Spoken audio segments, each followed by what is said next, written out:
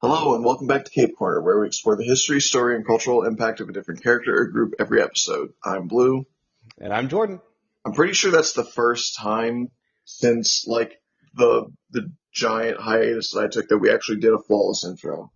Yeah, Um, I was about to say, I didn't say okay this time. yeah, good job. That's character development. Um, so uh, before we wind up getting into the topic, I wanted to share a little bit of my current goings on with you, Jordan, and our vast Okay. myriad of listeners. Um, Yes. so Lots first, of them. yeah. So first of all, I binged Agatha All Along a couple days ago. Awesome! We're gonna have to do a Fandom Optimist about it very soon. Yes, um, it was really good. I liked it, and we will talk in detail about it on Phantom Optimist. I don't know, like I work tomorrow, but I'm pretty much free for Tuesday and Wednesday after that. If you have those days off, I don't know, we can figure We that might be out. able to do a Tuesday or Wednesday evening. That might be nice. All right. Well, like I said, we'll figure that out. But other than that, I also okay. There's this guy called Ben Saint on YouTube Okay. who he he's part of a group that was called the Procrastinators Podcast, and they had some issues and they sort of fell apart. But one of the things they like to do was they like to do what they call PCP University lectures, where one of them would act as the professor and the others would all just sit in a room and listen to a lecture about some kind of topic. And it's Okay. great. It's great for someone like me who likes to hyper obsess over things. They have a 4 hour lecture about Kingdom Hearts. They had a 6 hour Nice. lecture about Final Fantasy. They had like another 5 or 6 hour lecture about One Piece, stuff like that. So after their group disbanded, Ben was like, it's a shame I can't do these lectures anymore. And then he realized, oh wait, video essays are like a popular thing these days. I can literally just do it by myself. And and last year he did an 8 hour video about Mega Man, Yes. You which briefly brought up an 8-hour video about Mega Man last that week. it was that one. And wait, was I talking about this last week? I don't remember how much detail you went into. I know that you mentioned that you love whoever makes these. I don't remember if you told me who it was until now. Oh, And that you are slowly working through it over the course of a very long time. oh, well, I did finish the 13 hour video about Bionicle Oh that dear God! that he made. Um, and it's great because I liked Bionicle growing up. I kind of fell off it in 2007 when they went underwater with the Mari Nui story.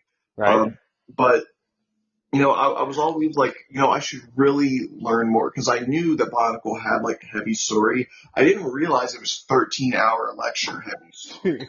Like it's some dense lore. Um, Nice. but what's really cool is that apparently in the Lego company, the higher ups in the executive level of like planning out and creating this story, they had a big twist that was the true intention of Bionicle all along, like a particular story plot point that was so important, integral to the entire plot that it was extremely secretive. Like people on the lower levels of the team couldn't know about it. So Hmm. they just referred to it as the big story engine. Okay. And through watching the video, like 8 or 9 hours in, Ben Saint finally reveals what the big story engine is. And it was a part of the story that I missed because I left like maybe I stopped following the story maybe like 6 months before it happened. Oh my God. And so now, years later, I'm like, holy shit, that's fucking fantastic. And and what's great is that looking back in retrospect, it makes complete sense. It's not like some asspool Shyamalanian what did twist kind of thing. It's like no. Clearly, this was what the entire story was centered around, and the signs were there. And if I was a little bit more detective brained, maybe I could have figured it out. But um, it's great, and uh, I will not say what the big story engine is. I Okay. know it's kind of a big ask for anybody to watch a 13-hour lecture, especially if they're not interested in Bionicle. Um, but genuinely, if you have even the most fleeting of curiosity, I will say Bionicle has one of the most fantastic long form storytelling um, successes that I've ever known of. Nice. So again, the guy's called Ben Saint. If anyone is interested, give it a watch. You can even just play it in the background while you do other shit. And I didn't watch it in one sitting. I watched it over the course of like 5 or 6 days. Um, but it was really good. And Nice. it let me get to know more about my boy Takua, who you play as in the first Flash game, the Matanui online game. So I've had a connection to this particular character since like 2002. Nice. So got to find out that he sticks around all the way to the end of the story. Was very happy about that. And it's just great. If you ever wanted to learn about a story about weird biomechanical Lego robot people who shoot fireballs and shit and have masks that let them have X-ray vision, um, then I genuinely recommend it. But enough about that bullshit. Let's talk about some different bullshit. Let's talk about different color-themed teams, specifically Power Rangers. And actually, hold on, wait. Let's see. Red, blue, green, black. No, actually, okay. So I was going to say the only difference from Power Rangers RPM's team and a TOA team is that TOAs have a brown member instead of a yellow member. But no, later on they changed the brown guys to yellow. So it actually, Yeah, fun. if you are okay with substituting silver for white, then and having the gold guy, be the seventh guy instead of the sixth, then it's pretty much the same team format. Love that. Cool. Anyway, yes, Power Rangers RPM. Um, Once again, the in joke that has to become an out joke because I will force it of the name of the recording. Yeah, I saw Yeah, it. it, when we got to Operation Overdrive, I called it Last Place Lock, and this one is First Place Lock for blue in parentheses. I don't know about you, but I'm going to do my damnedest to convince you. Because Power Rangers RPM is the best fucking Power Rangers season. If you want something that holds true to the cheesy and corny roots of Power Rangers, but is also made for more, adults. When I say gritty, I don't mean it's that bullshit of Power Slash Rangers where it's like, oh, fucking Zach's a rapist and whatever, like whatever the fuck that story is. No, Yeah. actual, true, like heartfelt edginess. Like Yes.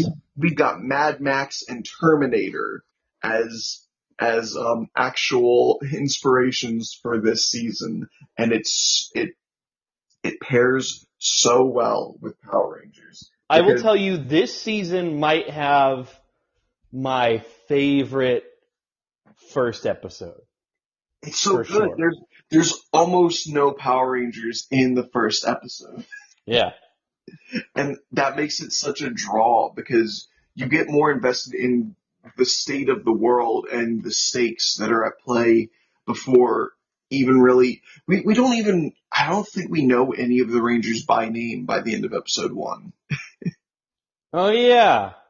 Um, That's we know cool. we know two of the characters, but Yeah. I'm getting ahead of myself. So this is a post-apocalyptic story as opposed to every other Power Rangers, which is this alien force wants to take over the world, and they're starting with this city, and we protect this city as the forefront of their invasion.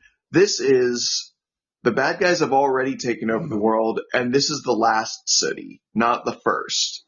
This is Yeah. the only place that humanity has left. And if we don't protect this city, that's it. Game over, man. Yeah, and I think this is the first season that's clearly not in the same universe as the rest of the series. yeah, I mean, there can be a discussion had about Time Force and parallel timelines and That's showing true. Yeah. people, but Yeah. they do still interact with the other characters from our sacred timeline. So it's um, yeah, that is pretty securely still considered generally in the same universe. Yeah. So this is just the world's been taken over, and and you might go, is this the new status quo for Power Rangers going forward? And then the next season, the answer is no. Nope. They're fine. Civilization's okay. What are you talking about? I love that. Um, it should also be noted that this was the last. Um, how do I word this? This was the last season that they had done a new season every single year since the debut of Power Rangers. Yep. Because uh, they they took a break in 2010 and then just quote unquote remastered Mighty Morphin Power Rangers, which is to say they added shitty comic book special effects, which is completely unnecessary. But and then they resumed back in 2011. Yeah. But even then, they were doing like the same series, but 2 seasons for each. So Mhm.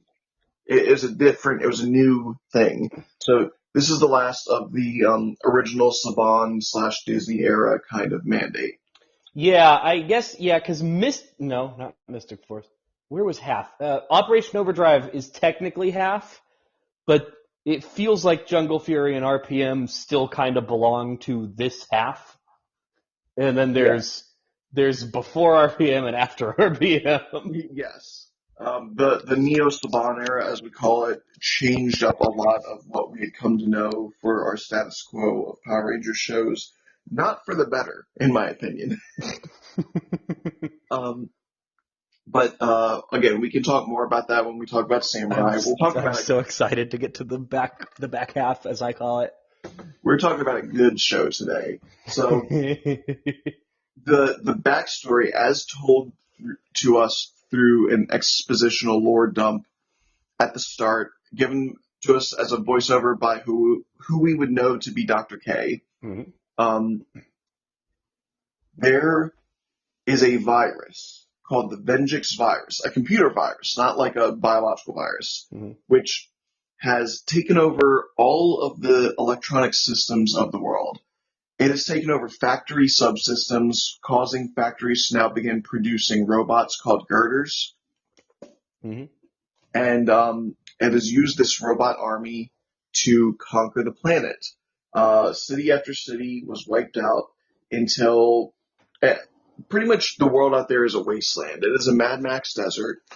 Um, Water and gasoline are scarce commodities, and there are almost no human travelers out in those wastes because pretty much everyone who's left is in the domed city of Corinth. It's got a big metal shielded dome, which also emulates sunshine and blue skies and everything on the inside. And they have artificial weather patterns, rain and everything that happens with scheduled time. It's enough for people to live in relative safety. Um, but getting there, it's a literal war zone. Like the show opens up on an actual fucking war zone, and a Yeah. Colonel Truman, who will become kind of like the mentor / government leader figure for the show. Mhm. I guess he's not really the mentor; he's the government leader. Yeah. And it shows him, assessing the situation. They're trying to evacuate as many people as they can to Corinth. This is before the dome locks up. Um, and we see a school bus full of evacuees with half a girder, like its upper torso and arms and head and everything, still on this school bus, and some random Scottish dude driving. Yep. And he is noticed by Colonel Truman, and then Colonel Truman's son, who has a broken arm, also arrives, being escorted by a random woman on a motorcycle. And the three of them all get their own little, like, focus for a few seconds. Hmm. Um, and then the dome shuts. They lock all of the enemies out, and some like sergeant or whatever is like, "Sir, what if there's people still out there?" And Colonel Truman very dramatically says, "Then heaven help them, because Yep. we can't." And then we hear it with a boom, like Power Rangers RPM, and I think that's my favorite thing about my favorite, like, I don't know how to word this. The most distinct change that, like, shook me a little bit from what I was expecting from Power Rangers is that. Is also the way that they end the episodes with that too, just the boom. It's the title. yeah, And there's no it's big very, fanfare for it or very, anything. It's just it's very, like, not dramatic in like the we got a huge orchestral sweeping theme, but dramatic in the like things are dire. Like yeah, pay Brown, attention. This is serious. yeah, like this ain't your grandma's Power Rangers, in a good way. So we then shift focus to a lone wanderer out in the wastes, our Mad Max-esque heroic figure Mhm. who will come to know as Dylan.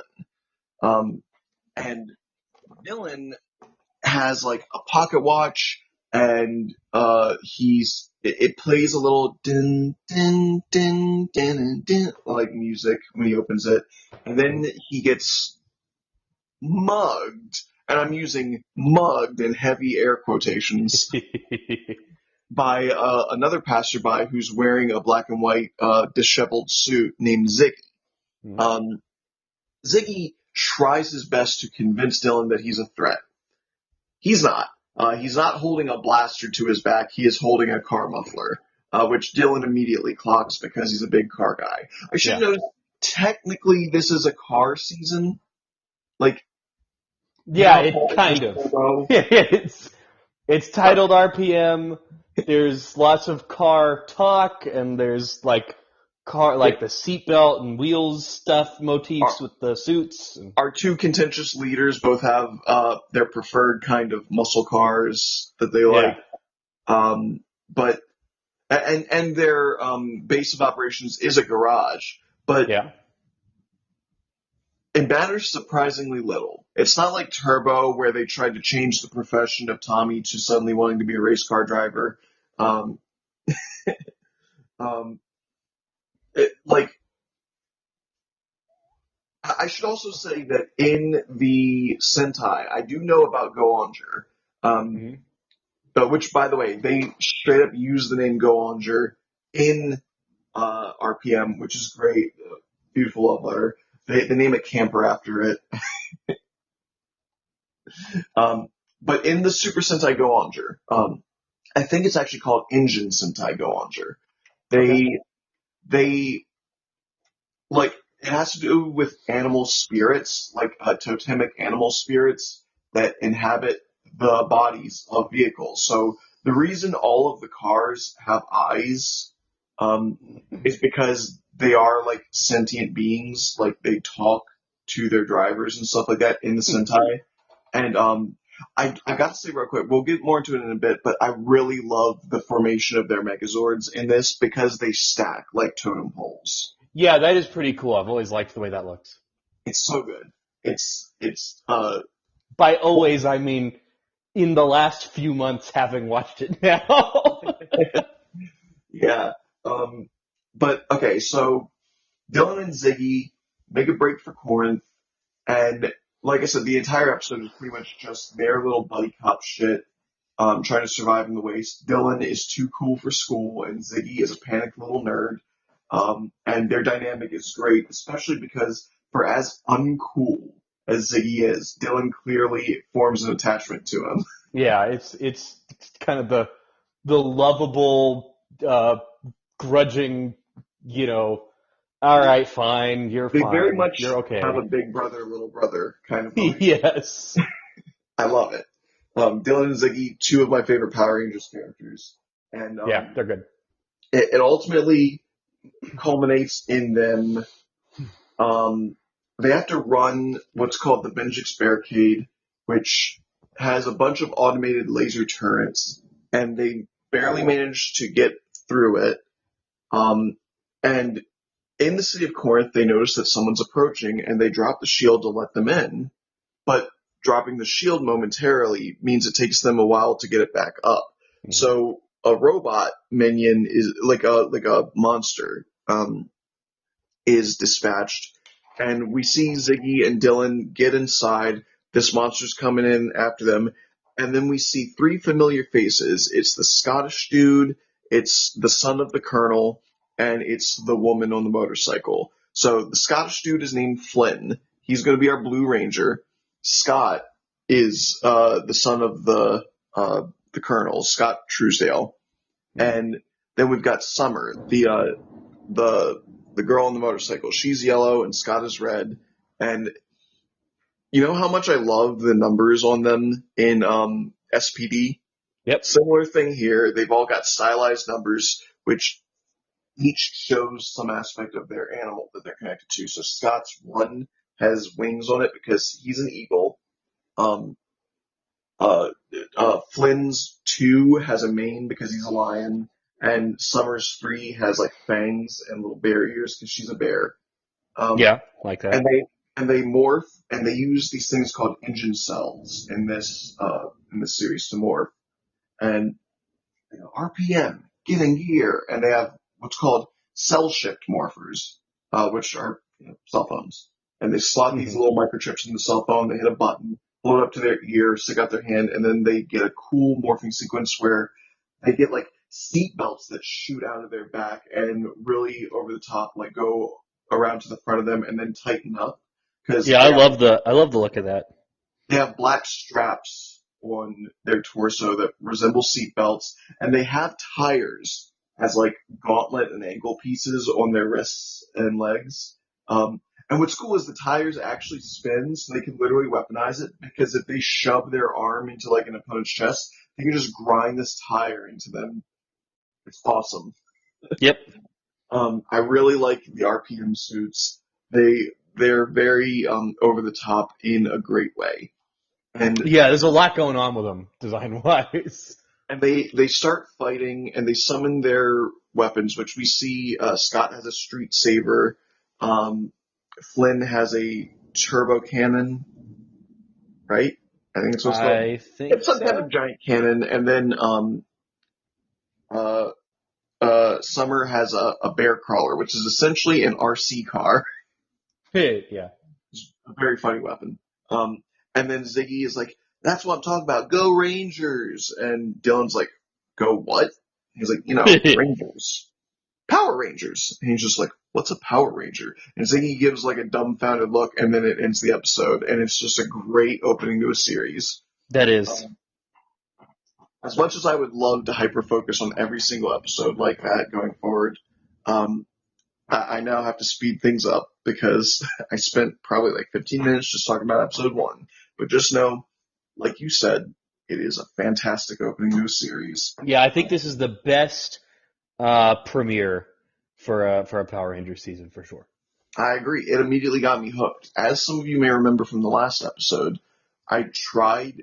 I was now hitting my nostalgic era at like the end of high school, so I tried getting back into Power Rangers with watching Jungle Fury, and I watched the first like few episodes, and then I dropped off again. So then the next year, I heard about another Power Ranger series, and I tried again.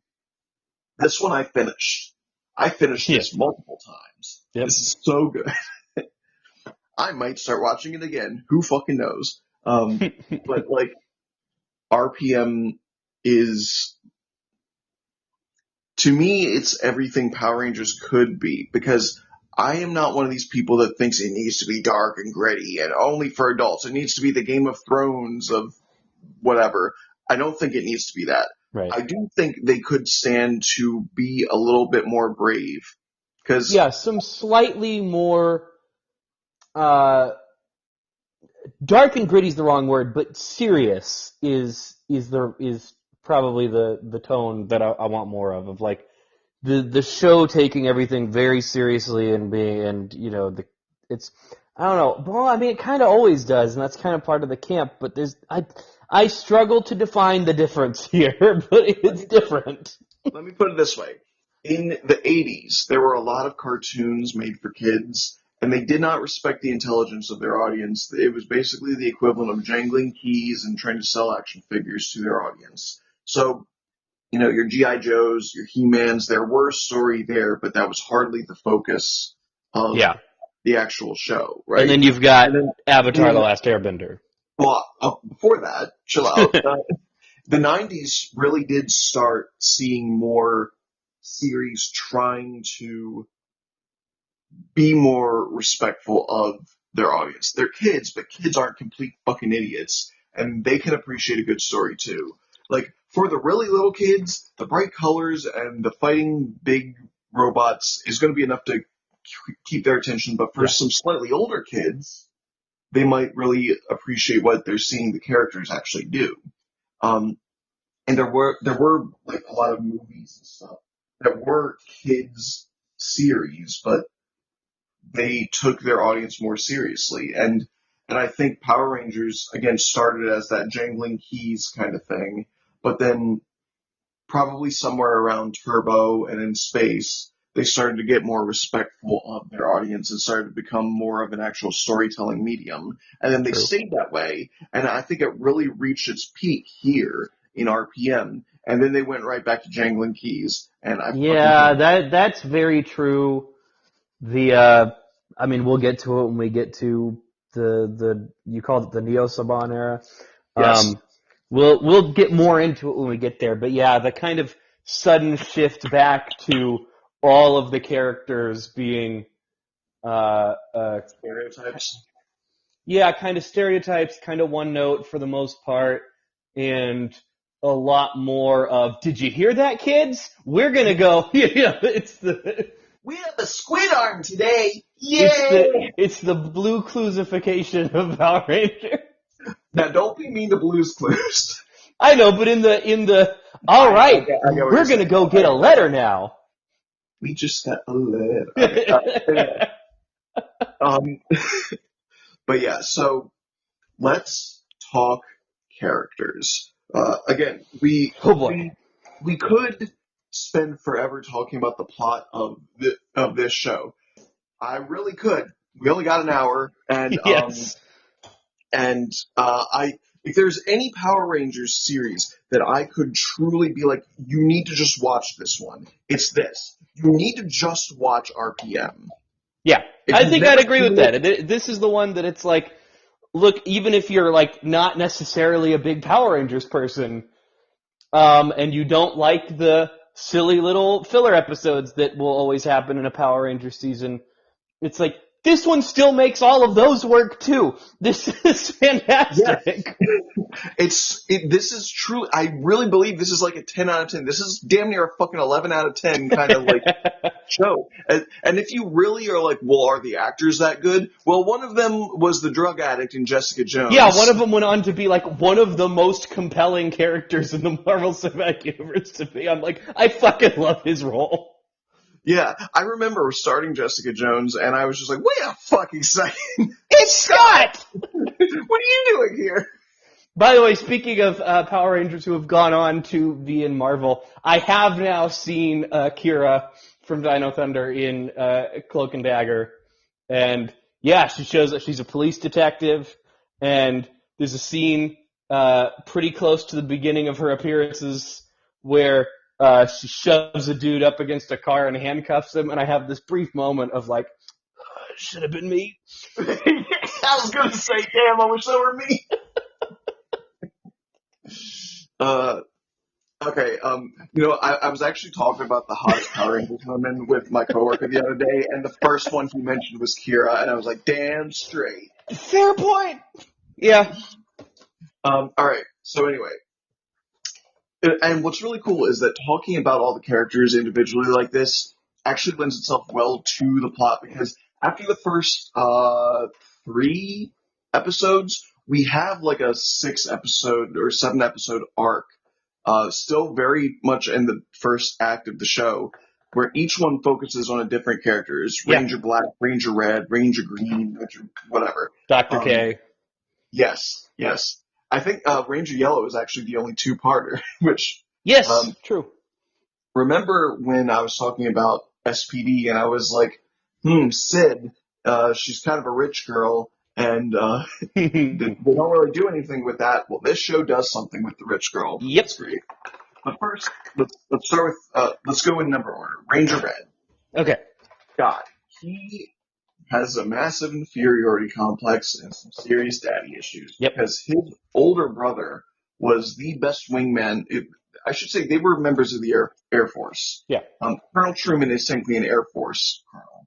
Um, so, and what's great is they had call signs like Red Eagle and shit like that because, but when Venjix started attacking, Venjix has like drones and shit, like flying robots. Yeah. So the Air Force was putting in a lot of work, but unfortunately, the older brother, what was his name, Marcus? I think I don't remember. I think it was Marcus. He gets shot down, and Scott quickly follows suit, but only Scott survived the crash, although he had a broken arm. And now suddenly it's like, oh, but your brother should have lived, not you. He was the real hero. But since Yeah. you're all I've got, I guess you'll be the Red Ranger. And it's not like those exact words are said out loud, but like that's clearly the shared feeling between the father and son now. And the only reason Scott even made it to Corinth instead of dying out on the fields like his brother is because of the help of Summer, who we'll get back to why that happened when we talk about her. But he's good. He's good at what he does. He's clearly like a good fit for the Red Ranger. He's got a good Yeah. leadership quality.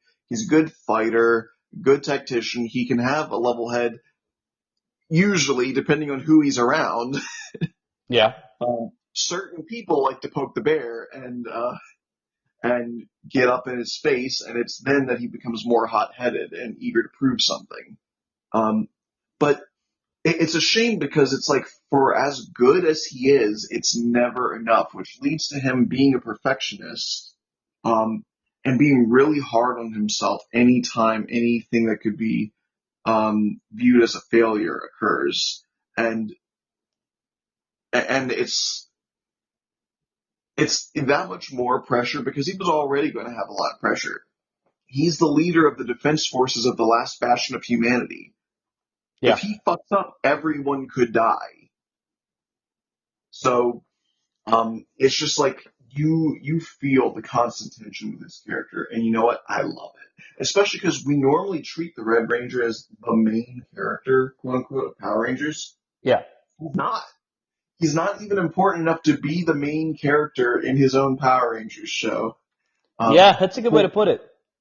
So it's like there really is like this meta reflection of him, and I would say part of his journey is learning to let go of what other people think of him, because everyone's like, oh, your brother was supposed to be the best and you're not the best, and him finally setting into his role of like, that's fine, I don't need to be the singular savior of humanity, I'm part of a team, Yeah.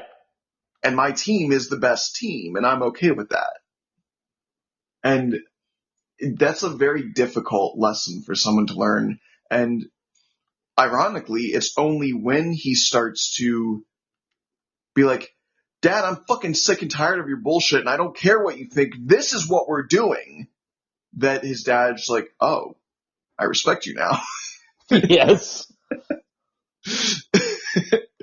Colonel Truman is far from a perfect character. He's kind of a bastard, and I love that. It's great. Yeah.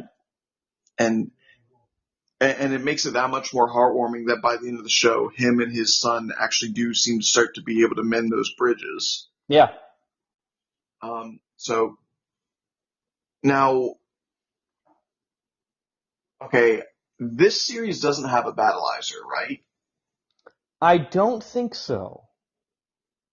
Which I don't even think they have like a mode change in RPM. It's pretty much just what you see is what you get from the start. Yeah, I think there's no big like special power that Scott gets or anything, and that's cool. I like that. I like Yeah, it when they're all a little bit more on even footing. It's nice having your main character have some special power, but again, he's not really the main character of the show. yeah. Um, and I'll also take a moment, like, because we're going in number order, I want to say there are 12 Zords in this show, and I will name them one by one and bring up Megazord configurations as we reach that number requisite. So the first Zord is the Evil Zord. Hmm. It is basically just a race car, but it has wings that spread out along the side, so it can turn into like a fighter jet. Yeah, very cool. It's neat. All right, Ranger number two, my boy Flynn. Fucking love Flynn. We gotta do the Tanaya 7 quote real quick. The fucking red's the perfect one, black's the brooding bad boy, green's the funny one, and yellow, well, she's the girl. So what's special about you? I'm Scottish. He's so fun. Flynn has like my second favorite origin story episode. Ranger Blue is so good because he's got this overbearing I did Scottish really drawl like it, yeah. where he's like, you're a man now. You got to get out there, find a job, and do something important with your life. Uh, stop focusing on these comic books because Flynn always liked comic books and superheroes growing up. Hmm. He's like, you need to think about reality. And you got to do something practical and useful, which is just it's a mood. It's very, I've heard that a lot. Yeah. And so, he goes out there, he tries to be a bunch of different jobs. He tries to be like a doctor, but he fails at it. He tries to be like a mechanic, I can't even remember all the different jobs he tries. I think he tries to be a firefighter, but because he so heavily values the sanctity of life, he's even running in to like save goldfish in plastic bags and stuff. And so because he wasn't there to focus on actually putting out the fire, instead focusing on every single life in that building, the water damage and the fire damage to the building just made it unusable afterwards. So they kick him off the firefighting squad. Um, he can't seem to stick with any job. But Yeah. then when the Vengeance attack happened, he and his dad managed to get to Corinth, and as they were about to enter the city, they hear a woman on the outskirts screaming and crying and pleading for help because her daughter's missing. Yeah. And Flynn glances over at a nearby school bus that they were using for transport that's now empty. And he looks at his dad, and his dad's like, don't. He's like, I'm sorry, Dad, this is who I Don't. am. And he just runs, and he drives this school bus into the middle of this combat zone, and he starts picking up people, including this little girl. And a girder actually like launches itself at him, and it's only because he closes the bus door. He cuts it in half. Which, what the fuck are those bus doors made of? Yeah, for real. Those are some insane hydraulics. But he brings all these people back. Colonel Truman's like, what are you doing on one of our buses? And he's like, I would be driving it. What else would I be doing? And Yeah. he gets back inside with all the people, and he successfully saved a bunch of lives. And then his dad's like, are you proud of yourself, son? And he's like, Dad, look. And he goes, because I am. Yeah, that got me. I genuinely, yes, another thing worth saying about this season, this consistently gets some real emotions out of me. It does. There were several episodes where I'm like, oh my god. It's like this really like touching moment where his dad's like, all these years of me telling you that superheroes weren't real. Turns out I was looking at one the whole time. Yeah, that killed me. It was so Yeah. good. It's so fantastic. And Flynn is a great character. He winds up building the Wheel Warrior. He's known as, he has this conflict throughout the series where, because he's kind of more of a background character, at one point when they meet their 6th and 7th Rangers, Jim and Gemma has a diary, and he well, not really accidentally, he did kind of sneak a peek at her diary, but um, she described everyone else in better detail, but for Flynn, she just calls him a simple mechanic. But Yeah. they have a really cool, they have a little romance thing going on where she learns to appreciate the value of his mechanical engineering. He also has one of the best moments in all of Power Rangers history. So they have an episode where they start poking fun at the history of Power Rangers a little bit Mhm. because Dr. K is like, okay, we're going to take a day. I'm going to field any questions that you have about the Ranger technology that I invented. And they ask questions like, is it really necessary for us to yell yin yang here? This And she's was like, yeah, this was it's voice unquestionably my favorite scene in this season. she's like, the morphers are voice locked to you, so you need to know both the password and have a voice imprint so that not anybody else can use it. Yes. And I'm like, okay, why do the cars have anime googly eyes on them? And she says, And what are you talking about? They don't have eyes." And they're like, the big googly eyes." Look at it. but one of the questions is, I can't help but notice that sometimes when I morph, there's a big explosion behind me. And she's like, if you're talking about the runoff morphing energy that is sometimes necessary to clear the channels, and he goes, I'm talking about the 8-story tall fireball behind me. Like, look, right there. And they're playing, like, the morphing footage on the screen. Yes. And so, in that episode, Flynn has, his morpher, is damaged, and so he can't morph. And so he manages to essentially MacGyver or jury rig a fix by putting his engine cell in upside down.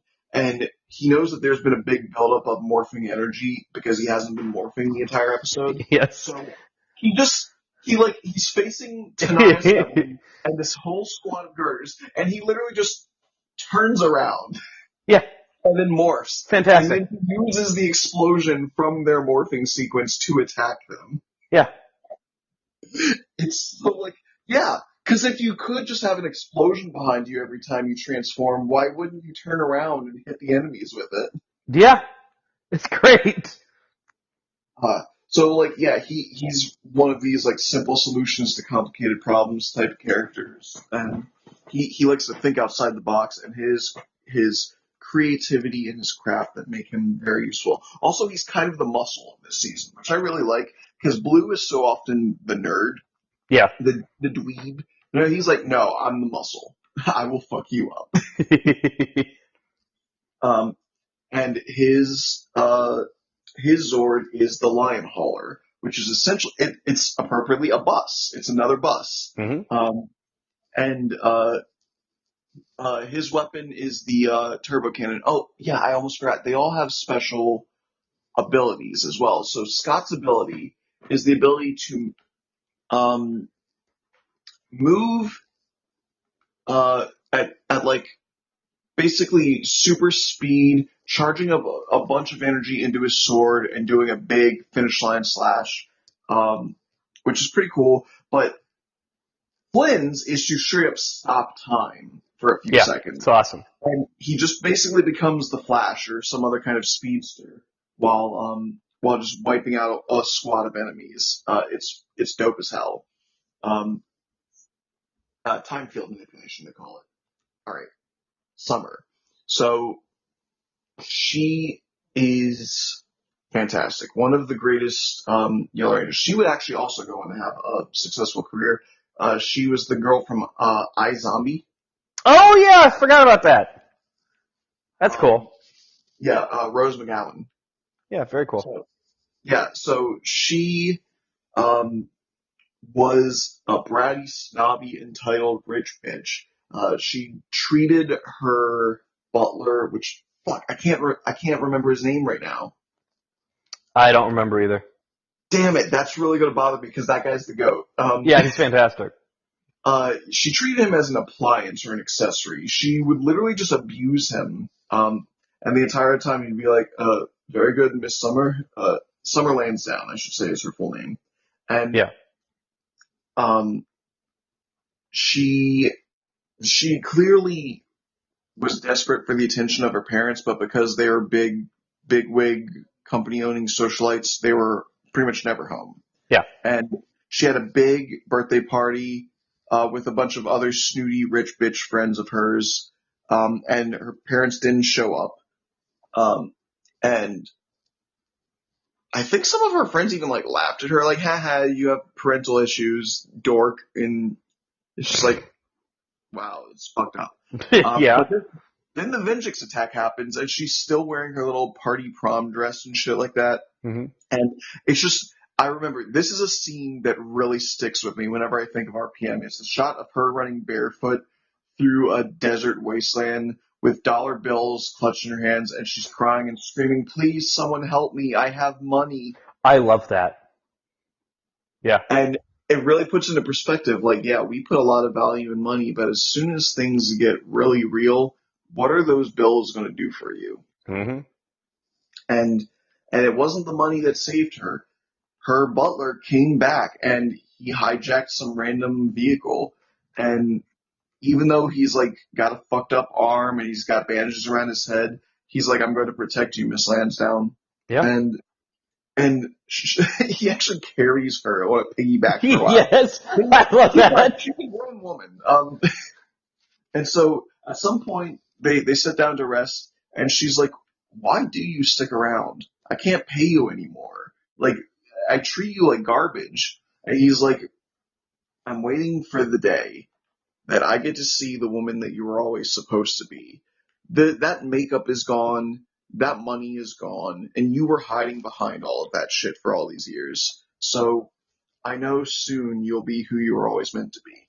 Yeah. And and then like again they get attacked by Venjix drones that swoop in, and he starts to just die, and she starts crying, and it's really emotionally impactful because she's like, "No, please, I still haven't gotten a chance to show you who I really am." And he's like, "You Hmm. already have." Man. Yeah. And he dies, Yeah. and you just see like this like pain transform into determination, like welling up behind her eyes. And she gets to Corinth and she meets up with her parents, who again, they weren't the ones that went out and saved her. They were just waiting for her at Corinth. And then they hear that an Air Force pilot got shot down. And she just ditches her party dress, grabs some random like leather jacket number, grabs a motorcycle, and her dad goes, "Oh, now what are you doing, Summer? You're a Lansdowne. We don't help people." And she just goes, "Not anymore," and like rips Yeah. off this necklace, like this big fancy black diamond that her family has, throws it on the ground, drives out, saves Scott's life, comes back in. So that was actually really important for her, not just for Scott, because it was her first heroic act. Hmm. And she is great. Summer is often in the show the voice of reason, um, as you might expect, because oh, the girl. But there is another girl member on this team, and she is very much not a voice of reason. So Yeah. uh, It's she true. is the voice of anarchy, um, which is great. But yeah, Summer. She also has a great moment. Like in the start of the show, they capture Dylan because they find out that he has Venjix cybernetics in his body, and everyone's very wary of him. And he keeps telling everyone because everyone's questioning, where are you from? Who do you serve? And he's like, "I don't know. I have amnesia." So we keep Yeah. questioning him. He's like, "I already told everyone I don't know." She's like, "I don't care about where you're from." And she like pulls out the locket and opens it, and the music is playing, and she goes, "I want to know where you're going." That's a great line. Yeah. So they also kind of have a romance. Yeah. So they kind of have a sort of almost love triangle with Dylan, Summer, and Scott, but Scott very rarely actually figures into it. It's mostly Yeah. It's pretty much Dylan and Summer. in Summer. Yeah. Um, which by the way, they picked really good color schemes for the ships this season: blue and silver, black and yellow. It's like, yeah, that's good shit. Yeah. Um, so Uh, her weapon, like I said, is the bear crawler. Her ability is basically she fires a key blast. Like there's no getting around it. Like she does the Kamehameha pose essentially for a second and fires a big yellow blast. Yeah. Um, and it's fucking rad. um, and her Zord is the bear crawler, Zord number 3, and it's basically just it's like a dune buggy with massive monster truck tires. Yeah. Um, which is cool. It seems good for like rugged terrain. I dig it.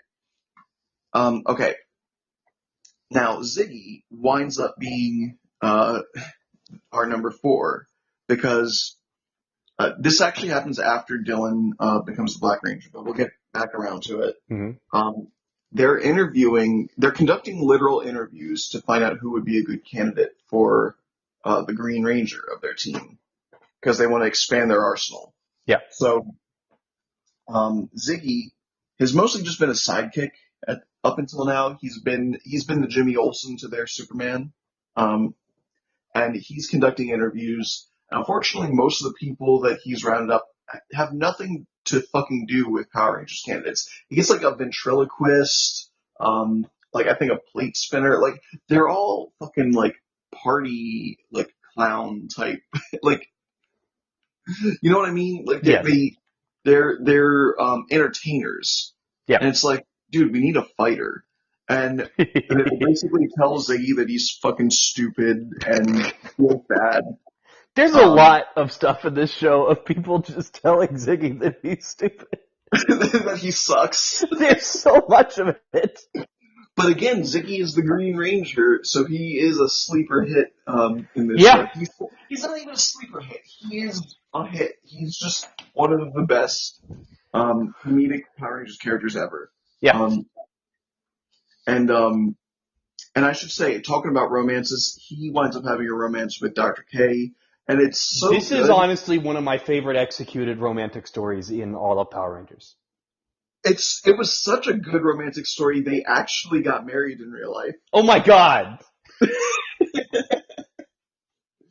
Yeah. The actress who plays Dr. K, Olivia Tennant, I think, she remarked that she'd actually worked with Ziggy's actor on a previous project, some small time project. So when they met each other again on the set of Power Rangers RPM, they were like, oh, there might be something to that.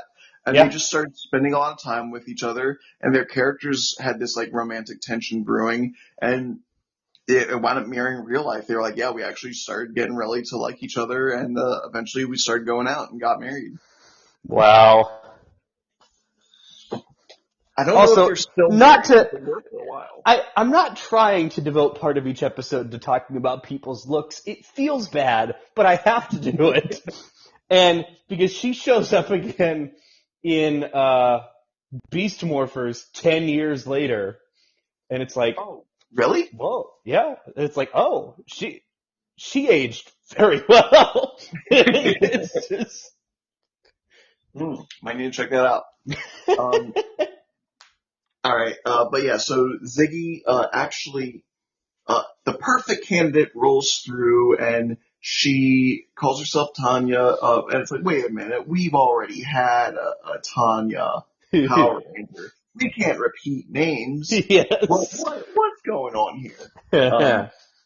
Well, it turns out she is actually a new generation Venjix android, but gynoid. Fucking goddamn it, Dragon Ball Z. My brain's been wired a certain way to just say android like it's going out of style, and they're not androids, but they look like women. They're gynoids. The fucking Oh yeah, I keep forgetting that is technically the accurate. You should. Yeah, okay, that's funny. I didn't think of that. 17 and 18 are cyborgs anyway, but in the show they call them androids, and it's like, well, she wouldn't be android 18, she would be gynoid 18. Fucking anyway. This is a Dragon Ball episode. Let it go. Okay.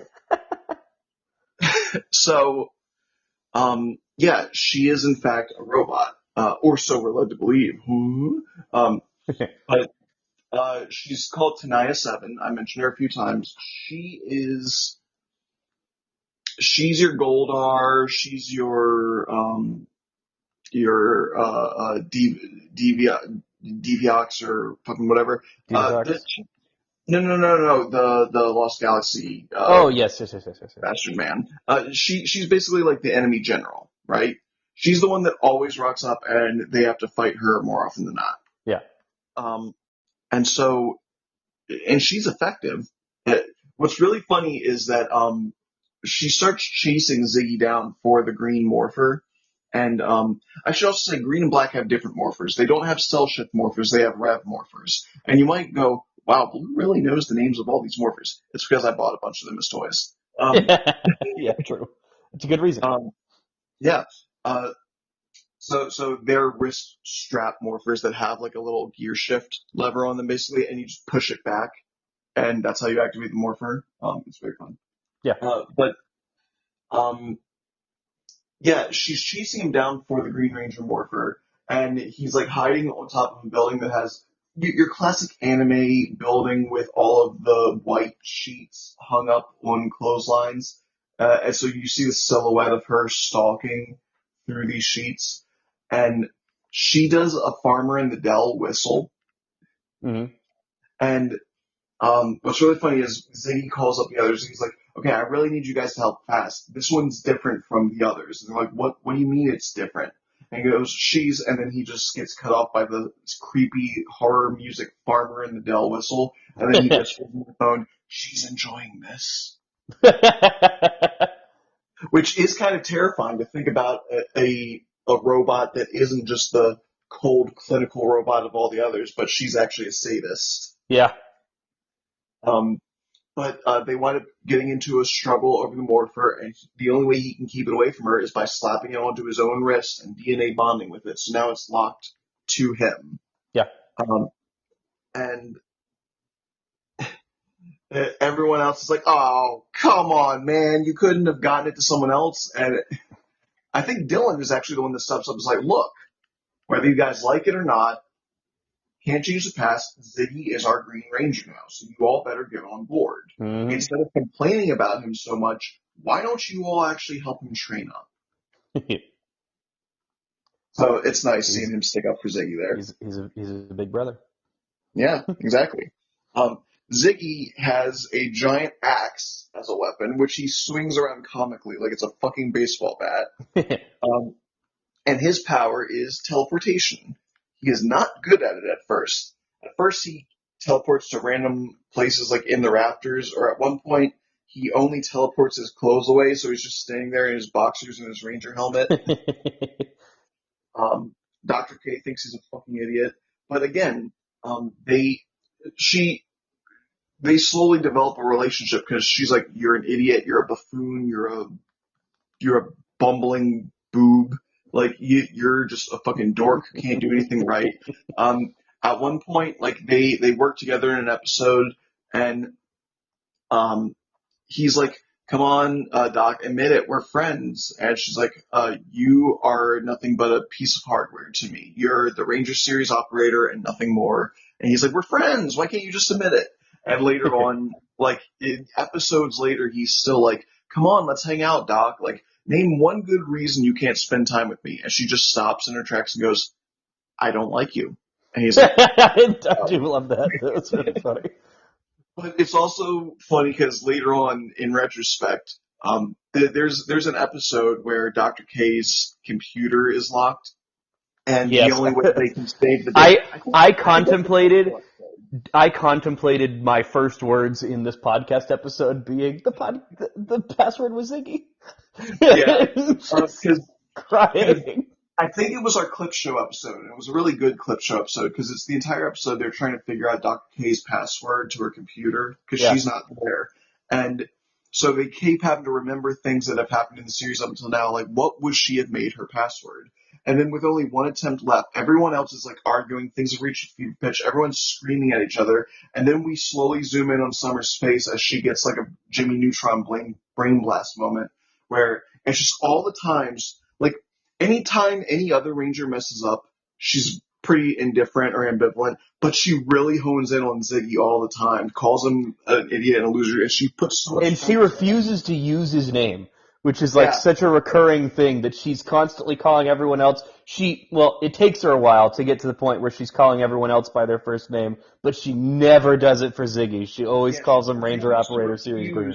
For him specifically, and it culminates in that like I don't like you moment, and Yeah. Summer suddenly realizes she's in denial.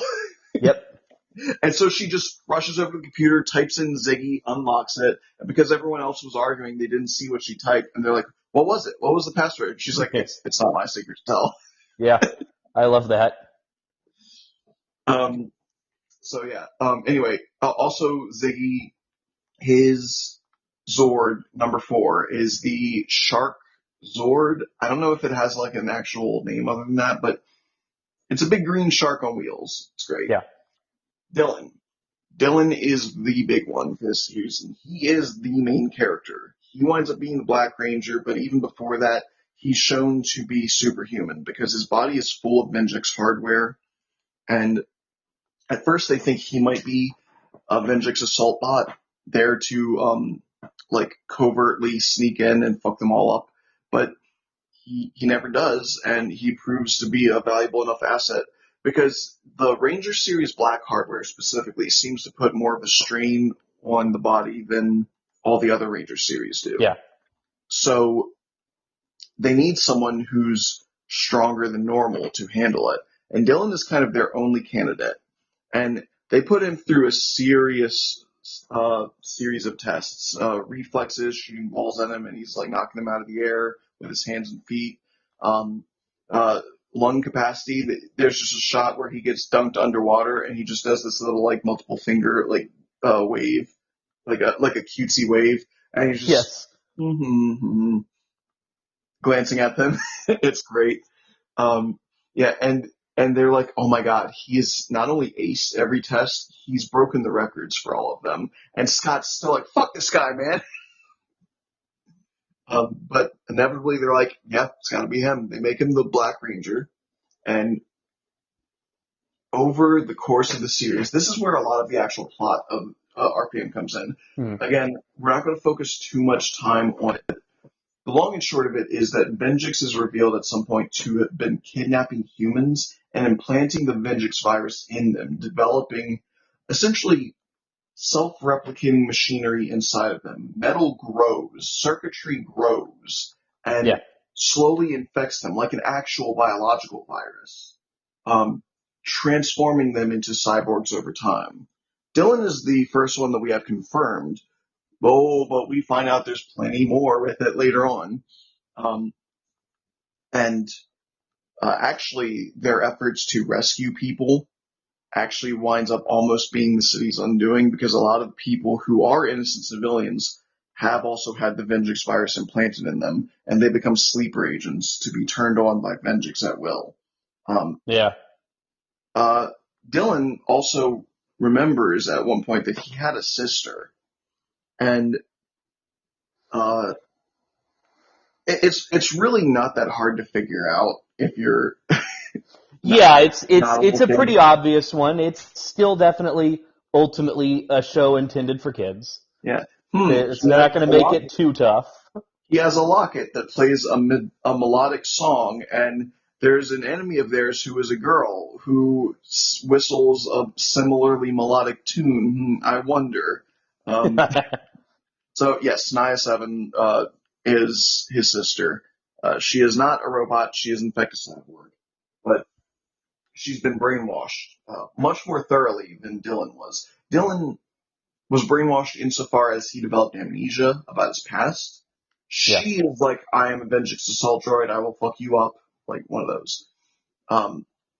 And later on, a lot of his objective is simply just to save his sister, which we've seen this before in Power Rangers. You know, we've seen actually specifically Save My Sister, who is a villain. Andros Nostromo, but I think it's done really well here. And actually, they do the same fucking thing where she has a face turn, she wants to be a hero, gets recaptured by the enemy, and then they add more circuitry to the side of her face, and now she's further brainwashed. Oh, yes, true. They do literally the same Astronema thing. Very funny. But you know what? I'm okay with it, because for one thing, by this point, it's been over a decade since they did that plot point. And the circumstances are different enough surrounding it that it's still all good. Yeah. But yeah, Dylan's a cool guy. He is largely the main focus of the story. And it's really cool that in the big grand finale of the show,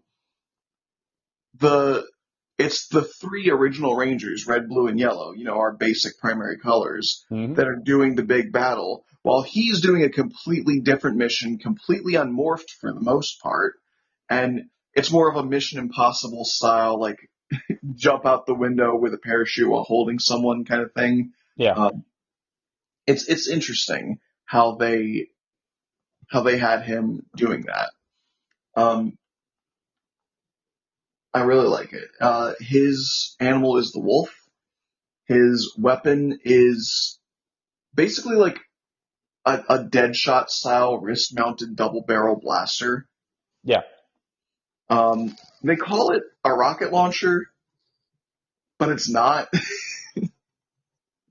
um, his power is making like a 5-second invincibility shield, which is pretty cool because he's usually so aggressive and powerful that you wouldn't see him as having a power to protect others. But with how much of his story is centered around trying to save his sister, it makes sense. Because Yeah. and how often he rushes to Ziggy's defense. He does tend to protect others. He just doesn't like to admit it. True. And his Zord is a Wolf Cruiser, and it's a cop car, and we don't like that, but it's fine because cops are typically better in Power Rangers. Watch our SPD episode. And, yeah.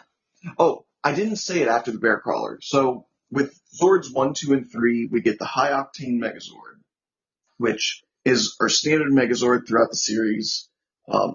It's got a cool finish line slash with a big sword. I dig it. Yeah. Now, there technically is no Ranger number 6. There is a 6th Ranger and a 7th Ranger, but they're numbers 7 and 8.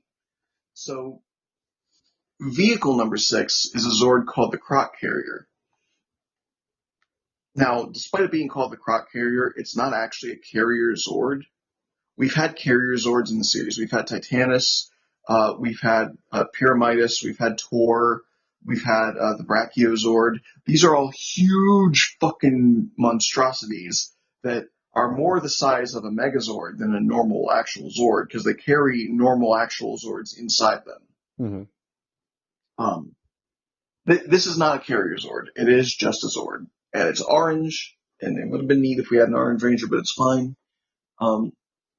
So the Croc Carrier combines with the Shark Zord and the Wolf Zord, and it forms the Valve Max Megazord. Now, I want to say there is a really cool thing they do in this series where, again, there's 12 Zords, and a Megazord is comprised of 3 Zords. So they have like a true to the totem fashion, they have like some sort of kind of stacking hierarchy where there winds up being 4 Megazords, but then the sequential numbers of 3s can then combine together to make bigger and bigger Megazords. So the High Octane Megazord, comprised of Zords 1 through 3, and the Valve Max Megazord, comprised of Zords 4 through 6, those 6 Zords can all then combine together to form the Zenith Megazord, I believe. Yeah. Which is pretty cool. I should also say the Valve Max Megazord, its finishing move, because its chest piece is the Croc Carrier's mouth, it's a big old chomp with its chest. It's fun. I like it. Alright. Gem and Gemma. So Dr. K, who, I guess we could talk more about Dr. K real quick, she winds up being revealed to be the creator of the Venjix virus. Right. When she was a little girl, and she clearly was an erudite, the government, the men in black, really kidnapped her and decided to have her decrypt nuclear codes and shit for them. And so she was in this think tank called Alphabet Soup, where her name was stripped away and she was left with just the letter K. Which, can I ask, why are Jim and Gemma called Jim and Gemma and they're not like other letters? Yeah, true. It is weird because they immediately break the rule that they established, but whatever. Maybe they were afraid that they would get in trouble with the Men in Black media franchise. Maybe. By having like a character named K and then there's men in suits, and we're getting too close. We need to back off. Jim and Gemma. Um, but yeah, so she winds up making friends with these two other young scientists, Jim and Gemma, and she basically they had been told their whole life that they have a rare disease where the sunlight makes them sick and it could kill them, and so that's why they always have to be kept inside. hmm And she accidentally discovered that that's bullshit. Which it's funny because even though she discovers, like, she puts her hand in sunlight by accident and she's fine, and she discovers that they've just been lying to them this whole time, it's still not an anxiety she can let go of. Even in the modern day, if she goes outside, she wears a big old poncho. Like, logically, she knows the sunlight doesn't hurt her, Yeah. but emotionally, she's still afraid of it. So Yeah, that's an interesting touch. I like that character bit. yeah, I like that you don't just like completely let go of all of your anxieties Yeah. overnight. But when she realizes the truth, she confers with Jim and Gemma, and she's like, I have a plan for us to be able to go outside. I'm going to hack into the systems to unlock the doors, and then we'll sneak out. Like, how are you going to do that? She goes, I've built a virus. I call it the Vengeance virus. hmm And there was a USB she had with like a limiter program to keep it confined in the systems of the building they were in. But because the suits caught her too quickly, she couldn't plug it in. And she's screaming and pleading with them that she needs to plug it in, otherwise it could spread. And spread it does. That single event causes the downfall of civilization. hmm And so then she builds the Ranger technology by tapping into the Morphin Grid, which, by the way, they don't have other Power Rangers in this universe. So she doesn't already know it's called the Morphin Grid, so she calls them biofields. Yeah, I like that. Yeah. Which is also an appropriate name. Um, so she thought Jim and Jim had died when the Vengeance attack happened. Turns out they didn't, and I guess all of the rampant destruction around them, like, these two are clearly neurodivergent. Like, Yes. I Yeah. don't know if it's autism, but it's something. And they, like how autistic kids tend to be infatuated with trains or some shit, they get really into explosions. Yeah. Pyrotechnics. Their catchphrase is, it's boom time. So they wind up stealing, I think they're called sky shift morphers. They're basically little, like, you know, radar guns that cops have to see how fast your car is going? hmm They're basically little versions of that. They open up a slot, they put the engine cell in, and they point it like a gun and pull the trigger. And they're, I know Scott is aerial, you know, like his bird's the eagle, his car can fly, he's Air Force, all that. But these two are specifically designed to be aerial. Even their morphin sequence has them like flippy dipping upside down, and they have more seat belts because and their Zords are always flying. Yeah. They don't even have a road mode. So, um, okay. I'm pretty sure number 7, the Gold Zord, is a rooster. Probably. I think. Number 8's a phoenix, the silver one. You would Yeah. think gold would be the phoenix, but no, silver is the phoenix. Um, why did Jim get a cock? I don't know. Maybe something to that, but yeah. Oh, I should say they don't have their own Is there an specific weapons. old-fashioned rotary phone ringing? Oh, can you? Is that picking up? Damn. Yes. It's not a real rotary phone. It's my roommate's ringtone. I was like, you never hear those ringtones anymore that simulate the old stuff. Yeah. That's funny. So, uh, uh, Jim and Gemma don't have signature weapons or special powers Yeah. because their morpher is also their blasters, and they have like dials on them where they can do different effects. They have a freeze ray, they have a heat ray, they have all sorts of shit. Um, and then they combine with number 9, the Whale Zord, which was initially a Venjix Doomsday weapon, and they literally stole it by implanting whale DNA in it to Hmm. then have it accept the biofield, the morphin grid, and turn it into a Zord. And it's just really funny because they're like, "This is the new Whale Zord," and then Ziggy's like, "Why a whale?" And she's like, "Well, I had to implant some kind of animal DNA into it to make it accept the biofield. Notice that all of your Zords have an animal theme to them." And he goes, "No, no, no. Why specifically a whale? Whales don't fly." And she just ignores him. That's great. So together they form the Mach Megazord, which is really cool. It's like super zippy and fast and can fly through the air, and it has a bow and arrow attack. Dig that. And then all all 9 of those Zords can combine into the Skyrev Megazord, which I don't even remember what its ultimate attack is, like its finishing move. Hmm. But and then the last Zords we get are 10, 11, and 12, which is a train of dinosaur themed Zords. And let me see, I believe it is T-Rex, Mastodon, and Triceratops, right? I think so. I couldn't tell you I which one is really which. struggle with retaining information about Zords. Everything else about Power Rangers, I hold on to. I couldn't tell you which is which, but I'm pretty sure those are what they are. They form a literal locomotive train, and then they separate, and they're different Zords, and then they can all form together into a Megazord. Yeah. Um, I can't remember what the Megazord is called. It's like the Paleo Zord or some shit. I think they're called the Paleo Zords, and then it's like the Paleo Megazord or some shit. But that's really not what's important. We only see the Paleo Megazord maybe like 2 or 3 times in the series. What's really important is that now with 12 Zords, they can bring back an old Power Rangers standby, the Ultra Zord. Hmm.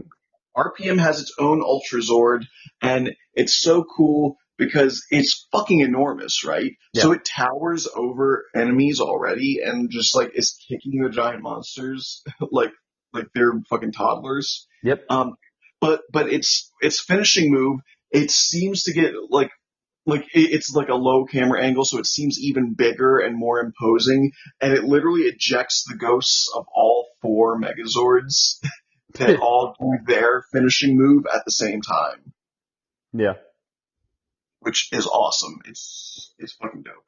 Um, and that's pretty much it for the team. Venjix, he is a very imposing villain, but there's not a whole lot to say about him personality wise. He is a robot. He just kind of wants to completely dominate all life. He wants to make it a world of robots. Um, he has 2 different villain designs. He has his first design, which is just a hyper advanced robot that he built, which is very cool and creepy looking. But then Hmm. his final design actually uses the parts of one of his generals' shifter, I believe. I Um, think that's so it's correct. this Yeah. like black and gold robot with a beard. It's a metal beard, but it's still beard. Yeah. Um, very imposing looking, and he's threatening. He's fucking scary. And in fact, they had a plot point that he didn't even get killed in the finale. He managed to hide in one of the Ranger morphers, and they were planning on having that come back up like in the next season if they could get another one, but they couldn't, so that just died as a plot point for many years. But then apparently they did finally bring it back as a plot point, I think in Beast Morphers. Oh yeah, you mentioned Dr. Case and Beast Morphers. Yep. Okay.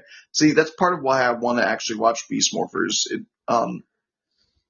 Because I want resolution to that. I want to finish the story of RPM. Yeah. um, One more appearance. yeah.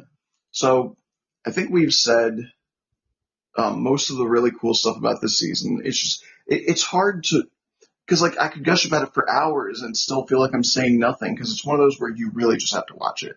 Yeah. So okay, I'm ready. You don't need to tell me my list. I already know this. Finally overtakes Time Force. Time Force was at the top of my list for so long. RPM I like even more than Time Force. All right. I'm putting it up here at the top of the list. I'm so serious when I say I consider this peak Power Rangers. Please go out and watch it, folks. It's a lot of fun. I do think I know I already brought up the password is Ziggy, but the password is Ziggy thing really got me. It's really good. It's one of my favorite parts of this whole season. Now, I'm hoping that I reminded you about enough of the cool and fun and amazing features of this that, like, it really caught. I I know we have different tastes, so I'm not gonna stomp and cry and scream if this is not your number one. But I hope that this is at least in like your top five. Second to last. Um, I will kill you. all right. Did we already bring up that Jim and Gemma almost fucking died? They did die, and then they just got better. Well, they got, like, hacked better. It was some of that biofuel hacking magic that Dr. K does. So when they were, like, going out, I was like, holy shit. It was really upsetting. They're gonna kill some Power Rangers. It was the penultimate episode, and one is in the other's arms, and they're just slumped against the side of something, and they just die. Yeah, I was shocked. Yeah. It was, and then it was like, okay, but she, like, Yoda ghosted their bodies away and reformed them.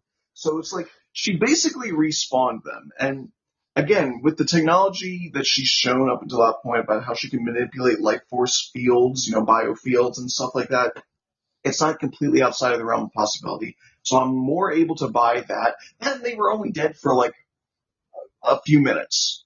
Yeah. It wasn't a Kendrick situation where she was dead for half the season. Yeah, true. And then she's okay again. True. Okay.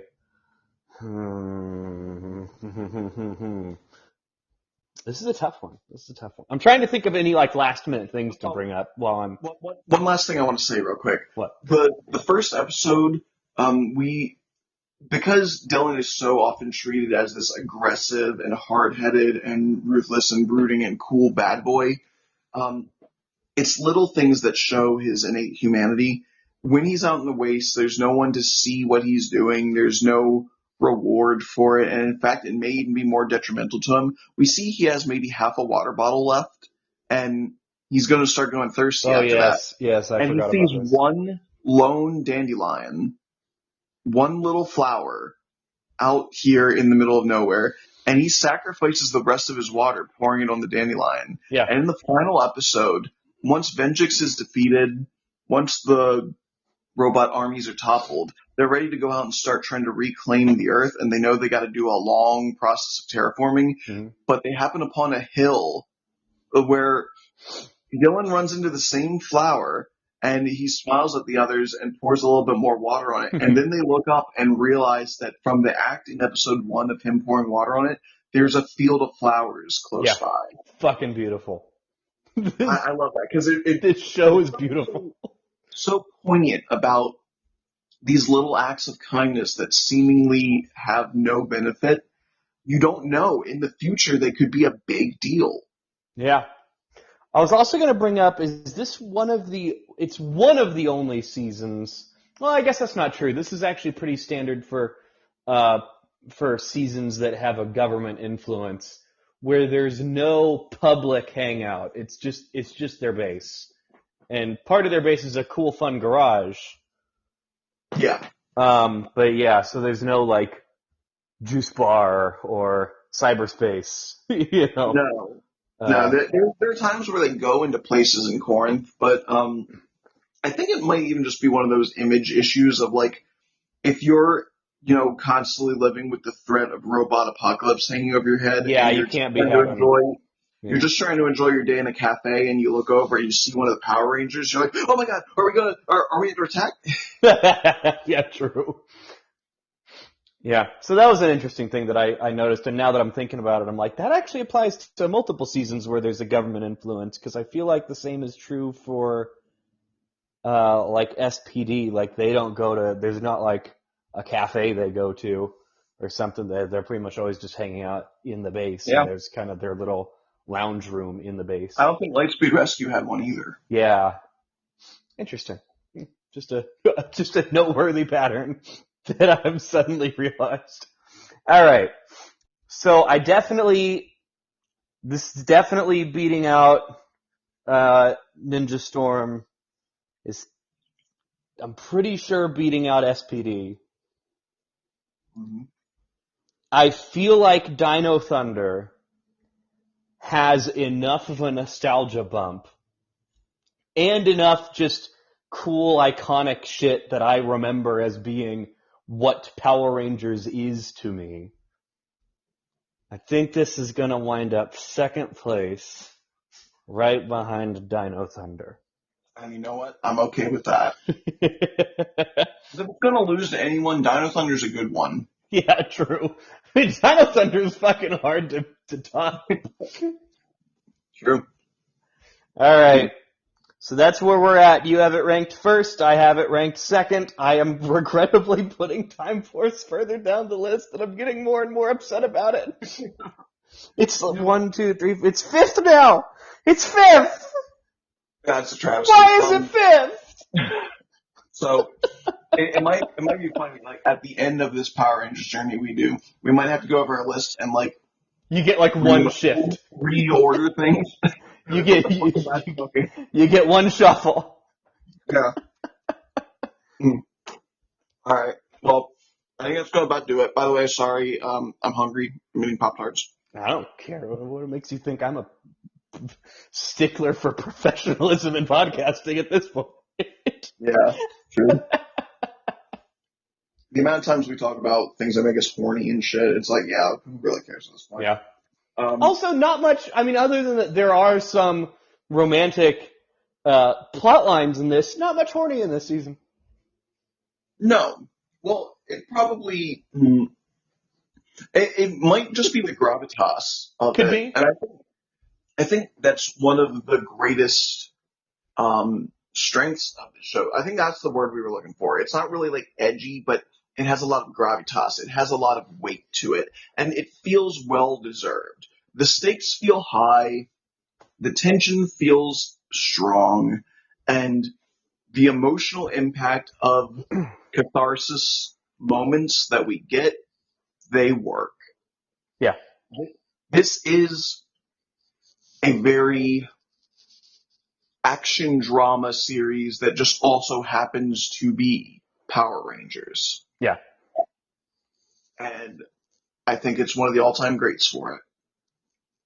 So, everybody, thank you for listening. You can check out the Cape Corner Discord. Stay up to date on the episodes. If you want to suggest an episode, you can toss a suggestion in there. I might do it. I've done a few suggestions. I think there's only ever one that I was like, I know nothing about that property. I'm sorry, I can't do that. Yeah.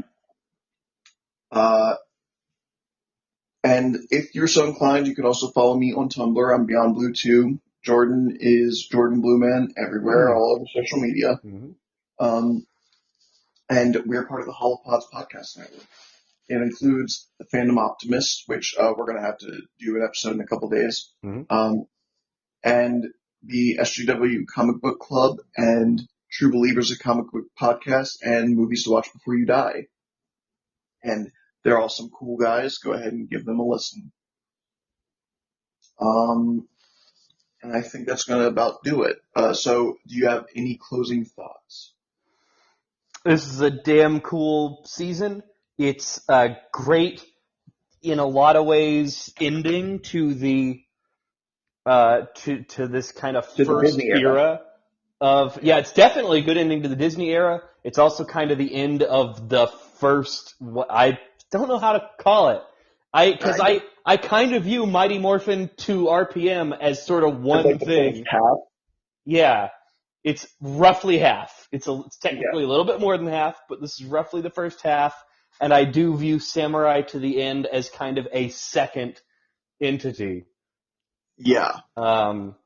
It's like the Infinity Saga versus the Multiverse Saga for Martin. It's like you feel a coherent shift after. It's not that it's terrible or anything, but there is a coherent tone shift and feelings shift once you move from Endgame past there. Yeah. Where we are now in a different age, and I feel like that's what we're about to move on to for Power Rangers with Samurai. Yep. All right. Next week, you'll get to hear me talk about how much Jaden sucks. I'm so excited!